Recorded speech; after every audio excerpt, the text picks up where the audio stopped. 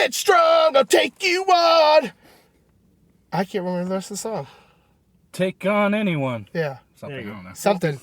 Hello and welcome to the next episode.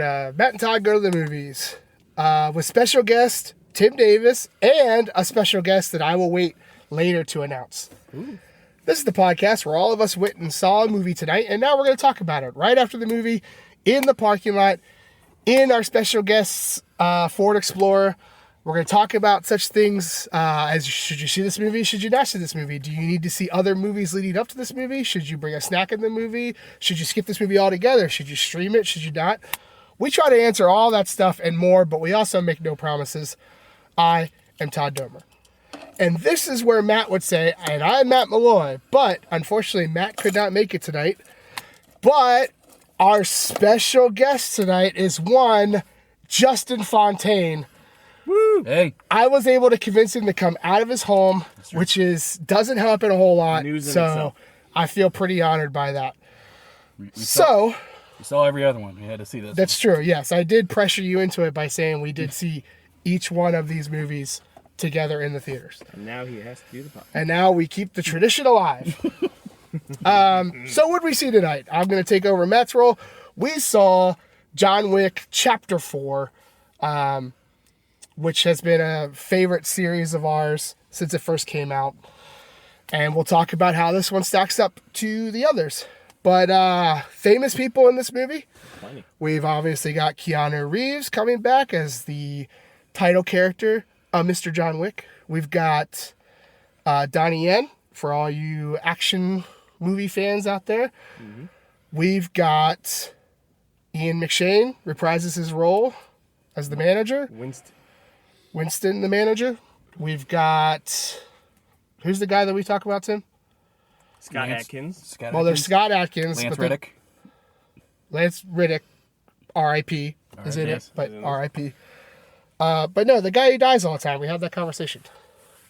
Hiroyuki Sanada. Yes. You Scorpion. would know him from... Yes, he was Scorpion. He is in The Last Samurai. Bullet Train. He is also in this movie. Mm-hmm. I think... and Laurence Fishburne. Oh, Laurence Fishburne. How could I forget Morpheus? Did we say Brown? Clarence Brown? Clancy Brown. Clancy He is in this movie. Yep, Clancy Brown. Oh, and of course, good old Mr. Krabs himself. Bill Skarsgård. And it, creepy clown himself, Bill Skarsgård. So, needless to say, this movie has a fair amount of celebrity status people in it. But what's this about? Well, in John Wick Chapter 4, we pick up, surprise to no one, right after the first three. We've got John kind of coming out of, not retirement, but he was in hiding for a little bit. And let's just say he goes on an epic killing spree to attempt to get free of the assassin life again and the fact that all these people want to kill him and all this kind of stuff. So you see some old faces, you meet some new faces. You get a little peek into John's kind of life and maybe some people he's known in the past and stuff like that. And, a lot of action ensues. I'm not really sure if I have to there was a lot of go into further explanation for the John Wick movie. I think there was more action than dialogue. Probably. Well, for 100% from script. Keanu. He probably said 87 words in this movie, and that's it. Absolutely. Which is what I like in Keanu Reeves movies. So... that's pretty much the synopsis. As Matt, I'm going to tell myself, so Todd, what did you think of this movie? Well, thanks, Matt, for asking. I would love to talk about this movie. So, surprise to no one, I'm a huge fan of these movies.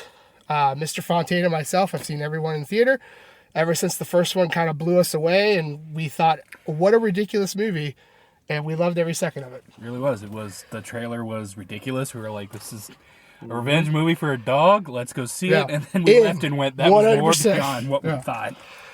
So, this movie, again, in my opinion, does not disappoint. And I can't emphasize enough that even some of the stuff in this movie is kind of, you get a little tired of seeing because some of it's the same action over and over again. But the action in these movies is so above par that it's just a spectacle to see. Like you're itching for the next action, you're itching for the next stunt. And honestly, they do so much in these movies with scenery, camera angles, all things that I think other action movies don't put the effort into. And that's why these are above that. Every set looks amazing. They use, different lighting to accent different things. I mean, I think at this point, these movies are just a clinic to how to, how far action movies have come and how far, these things are being taken at this point to ridiculous lengths. And Keanu's doing his own stunts again most of the time, I assume. And, we keep getting... I think what sets these movies apart to me is that they keep getting actors to come into these movies who can do all this stuff. Yes. And they don't have to use camera tricks or CGI I'd agree. really to cover up the fact that they can't fight. And it's diverse skill sets too. They use people with all different kinds of fighting exactly. methods. Yeah, what can I say? This movie is pretty much an action from start to finish. Each scene kind of tops the next one as far as action and what's happening and kill count and all this kind of stuff. And I dug, the story is getting a little played out at this point, but I dug, all the new aspects that we learned about John Wick, some old friends and stuff like that. You get a peek behind the curtain of his life.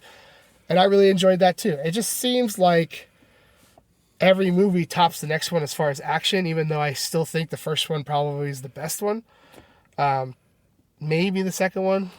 But, I'm a big fan of these movies. I think if you like action movies, or even if you just want to go to the theater to tune out your mind and just say, entertain me for 2 hours, this is definitely a movie for you. I think you need to see it in theaters. Everything is bigger and accentuated in the theater, and I think that plays a big part into why these movies are really great and look spectacular. So it's going to get a thumbs up for me to go see this movie. I think you should not skip it, but I think if you're going to see it in theaters, why don't you stream it as well too? Why not? It's that good. So I'm going to end it there. I'm going to pass it off to Mr. Justin Fontaine, first timer on the podcast. How did you feel about this little John Wick ditty and his amazing kills? All right. Well, off the bat, I'm going to probably say not my favorite of the quadrilogy. Yeah, quadrilogy. Correct. Words. Quartet. Yeah, quadrilogy is right. Quadrilogy. Quartet's music. Well, yeah, but I was just thinking of four things. If you buy the box set, it's a quartet. Suck it. I will say, action, I agree with Todd. I felt like at a certain point I was like, all right, we saw this. Give me something new, something flashy. They did. Here's what I found. Shut up, Siri. You're not welcome on the podcast, Siri. You were not invited. We didn't introduce her. Action was all right. My problems with it was I feel like we didn't really get more in depth into the world of John Wick, which is probably the most enticing part of the John Wick series. Is this assassin's underbelly? I think that's been our feeling for every movie. Every movie we've watched of John Wick's, we're like, I loved it, but I want to see more of this. And they just keep they keep giving you a little and bit, you're eating up the scraps and you're like, no, that's really good. Oh gosh, I wish I had been more, but we don't. And I feel we didn't get that. As for additions of certain characters and kind of more backstory, kind of feel that was shoved in. I didn't really feel attached to what was revealed because I was like, well, this is the first time I'm hearing about it. I can't really get attached that quickly. You didn't let me do that. I will say my biggest disappointment probably out of the film is I don't think they really used Donnie Yen correctly. I've been a long-time Donnie Yen fan. I've brought Donnie Yen's existence into a lot of my friends' lives. I think he could have done better, as well as Mr. Tim in the back. I feel like I was kind of let down. I was really looking forward to his fight with Keanu because I was like, oh, those are two guys that I've seen do really well, can do choreography. This is going to be great. But I think because of Donnie Yen's character and the way he had to play it, I couldn't get that. Well, he's blind. We can say it. We can say he's blind. He's a blind assassin. And I think he did well because he wasn't like Daredevil level of being blind and pulling off hip shots. There was a lot of I'm missing shots. I'm missing shots to get that echolocation going. There's reasons to it. Yeah, when he puts like the doorbells around, That was so when people brilliant. walk past it, Brilliant. it just goes ding dong. I was like, That was why great. haven't we ever seen that? It makes so much sense, That and is we're brilliant. like, Yeah. well, our minds are blown, but it just makes the most sense of anything for a blind assassin to use that kind of stuff. That was genius. Bill Skarsgård, who I don't really have a lot of.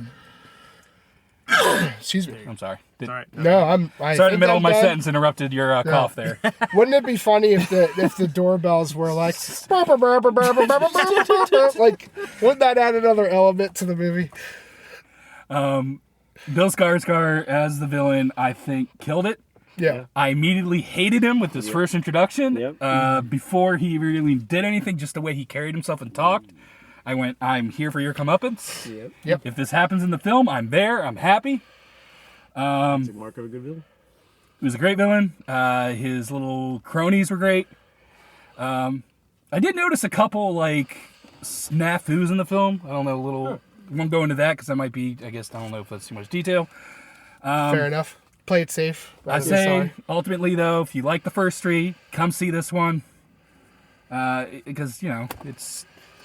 Why skip it? You're there's 3 no way movies this in. is Why going to skip? be. Yeah, there's no way this is going to be someone's favorite John Wick film because we've seen him be unstoppable for 4 movies, and so they're repeating some success, even though we appreciate it and we like it, but it's not going to be someone's favorite. But it's really, I still think it's really good. It's just, I think it's worth it. yeah, Gut check says John Wick 2 is probably still my favorite. The good one. mirror fight scene yeah, at the end still blows my mind to this day. yeah.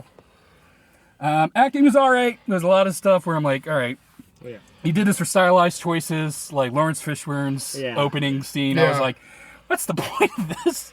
Did he just ask for more lines? I just think he likes to yell, Yeah. and so they we're getting Lawrence back. We gotta throw let in him some yell. yelling because he really likes to yell. Ever since the second Matrix movie where he does that speech in Zion, it seems like every movie he's in, he needs to yell now.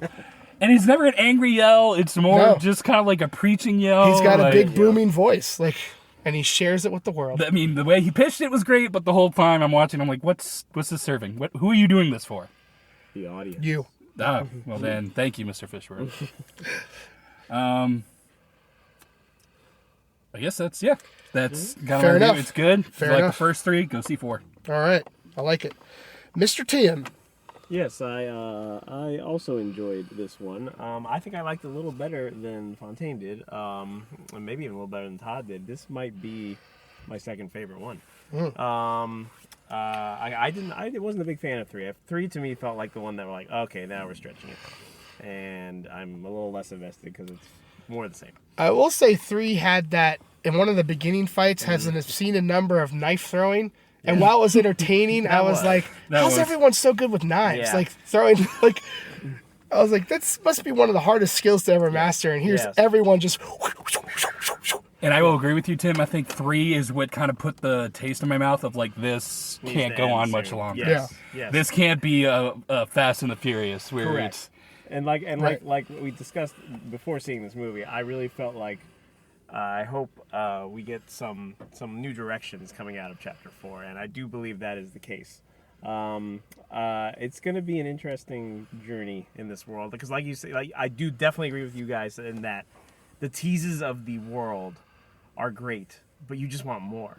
Yeah. And you don't know if they're going to deliver on that promise. But Yeah. they've opened up such a world here that you could even do a mini series, you could do a TV show, you could do a streaming show, or something to just dive back into this world.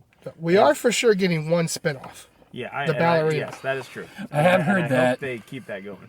And I think if I could get a choice of how I'd want to spin off of like how I can dive deeper into this world, I think I'd want a video game. It is so video game ready. Yeah, I mean, it really is. Going back to what Todd mentioned before, there is a fight scene through a multi-room floor where the camera is hovering around, moving from above, from the side, around the angles, all one shot, I think, or at least made to look like one shot. And that whole sequence was breathtaking and fantastic, and felt like a video game as well. And Yeah. it just was like, you're watching this going, this is incredible. And this director, who I think has done the last 2 of them and helped with the first 2, is the main stunt guy on the that's not the stunt coordinator, and he has an eye for action, and it's quite amazing. And all the action scenes were fantastically shot. And like you said, they play to everybody's strengths. Like Keanu is clearly in there doing most of that. He's taking hits by cars. He's rolling around and falling down stairs.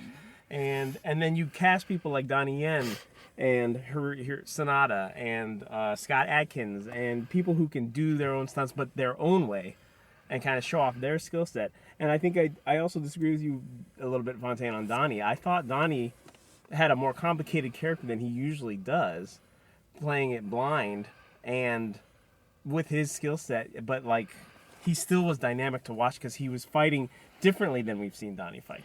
Yes, he was blind in Star Wars. And he was Rogue blind in, I think, it's the Jet Li one that told 3 different stories. Maybe it was Ran. Yeah. I don't know. You're right, he wasn't that. But I think he was the blind fighter I in just that. thought he was his movements were so different in this, and I think he was doing that on purpose to kind of almost challenge himself and still be dynamic to watch and a worthy, double bill with Keanu in this. And then Sonata got to do his stuff with his sword and be the commanding master type, and it even had Atkins. This is not a spoiler, in a fat suit, and yet still performing his martial arts, and it was just everybody got to shine in this. And I think that's part of the fun too. You see an actor pop up in this, and you go, "Oh, great! We're gonna see them showcase," because that's what these movies do. And it's great action. The story is what it is. You're not coming for the story in these movies. You're coming for the action, and I think this delivered in spades. So I agree with you guys. This is worth seeing, especially if you're on this John Wick train. Why would you not go see this? Yeah. Agreed. I will say, going back to the action, I was a little confused in the first big fight scene. Yes. Because at a certain point, it felt like it was slowing down. Like everything kind of felt like a little bit weaker. The hits didn't go, and I was kind of going, well, what's wrong with this? Why does this feel like it's petering out? And then it showed John was exhausted. I was like, oh my gosh, that is an amazing touch. We need to show more. And then the rest of the fights happened, and they forgot to add that back in. That's fair. Because there were so many times I just went, hey, remember in the first scene where you were out of breath and slowed down? No. We moved past that. No, I get all right. We don't bring that up anymore. There's one scene where he gets whipped into a light pole, and you think, okay, you should feel that for a little while. And then about 5 minutes later, he's back to normal. Yeah. So, and I get that's part of the charm of this, but yeah, at times you're like, okay, you should feel that a little bit. Yeah. Fair enough, gentlemen. Well, how many, this is not a spoiler. I think at first you guys are going to think it is, but it's in the trailer. How many pistols at dawn would you give this movie? 0 being the worst, because then you got no pistols, no fighting, no dawn, and what's the point? You're out. Just stare at each other. 5 being the best, because then you got 5 duels, that's 10 pistols. It's an extravaganza. It's a party. So let's start with Tim. All right. So I don't even remember what I've graded the other John Wicks. So I'm just gonna throw the number out there that speaks to me, and it's 3.3. I do think this is the first John Wick that we've ever, rated on the podcast. And I'm just trying to think, because I did enjoy this one, I think, more than you guys. And I would put it on par with number 1, even though the story feels stretched a little bit to this point. I just felt the action scenes in this were just so dynamic and different that it raises it pretty hard for me. And for a movie with not much plot and not much acting, 3.3 is pretty strong. Nice. Mr. Justice Fontaine. I'm going to probably go with Mr. Tim on this one. I'll give it about a 3 as well. Wasn't, again, not the worst in the series. Felt like, compared to the others, it just couldn't live up. I felt like, again, 2 probably had the best fight scenes. I disagree. I think the story in the kind of like that builds out was very interesting, and I don't feel like this really had it too much. But, I still enjoyed it. Yep. That's the ultimate thing. Well, I am, to maybe the surprise of both of you, I'm giving it a 3.6. Ooh. And I think that's because what I really dug about this one is that every fight scene was memorable because of how much they used location, lighting, sets. They really thought about While it. I think each movie before it, there's been one fight in the movie where we're like, holy crap, like that sight, that set, that everything, the lights. Yeah. This one I felt like, while we may have a favorite, it felt like every main fight scene Sequence was just used, the sets and props and everything were used to perfection. like Every fight felt unique. Like It did. Every fight had a weird element to it that you're like, you know what? This is exactly what would happen if you're almost- changing fights at different locations. It's almost like the movie was designed with those in mind first, and then they built everything else around it, which is not a knock on it at all. No, I mean, it would make sense, honestly, because every set was pretty beautiful. On it. I mean, it was very aesthetically pleasing to the eyes. Yes. So, well, this is where Matt would wrap everything up and give us our average score, which none of us are writing that down or doing that. It But would we be 3.3 because 3 and then 3.5 and 3.3, I don't know math, so I'll go with it. fair enough. which is a good rating. We have an average rating of 3.3. Unless our math is wrong, feel free to that's comment and tell us if it's not. But we're not mathematicians here. We're just We're guys that see podcasters. movies. Guys who love Yeah, movies. we're guys who like to see action movies. Yes. Where one guy can't die ever. So, thanks for joining us. Tune in for the next episode. Please like us, follow us wherever you can. Any podcast area where you can get your podcast, you can get this podcast. And we will see you next time. Tim, fill in here. Da da da da. No, not my part. Not my part, Tim. I'm here. Da da da da. Da da Da da da. da da da.